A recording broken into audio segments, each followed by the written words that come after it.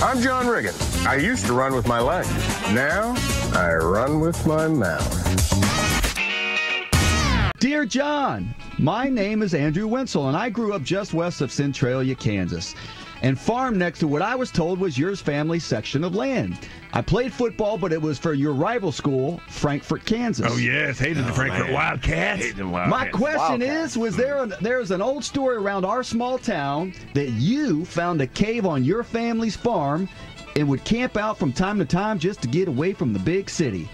Please let me know if we were full of it or not. This has been almost for 30 years, and I hope you give me a minute of your busy life to answer this. Thank you again, Andrew Wenzel. Andrew, first of all, if we got a section of land out there, I want you to show me where it is. That is 640 acres, and it's worth some dough. Now, I still have my small farm, 160 acres, and no, there was never a cave on any of the land. My father used to own about 80 acres. It was probably about, a little bit further west, about 4 or 5, 6 miles west of where I am, another mile south.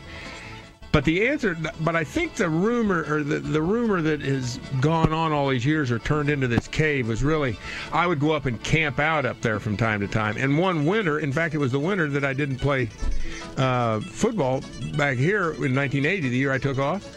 I went up there during January of 1981 and spent a couple of weeks up there in a tent, living on my property.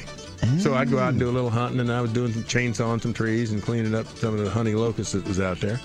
But that's probably where that rumor goes. And then I'd come into town. I probably looked and smelled like a buffalo hunter. At least that's what Pete Burns said. If you got a cave, he said, you don't want to get downwind to him. What the hell has he been doing out there? Frankfort boys. If there was a cave out there, that means he's really Batman. Hey, and this is... It's true. One night, while I was up there by myself, Big D spent a week up there with me, and then I don't know why, I think he just got too cold. I went out, and I'd been chainsawing for about 2 or 3 days, and camping out, sleeping out, in the tent and all this stuff, and, basically all day, exhausted.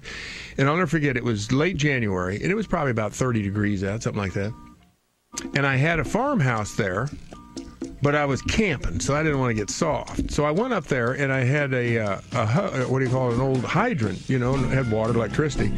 And so I decided that I needed to get cleaned up.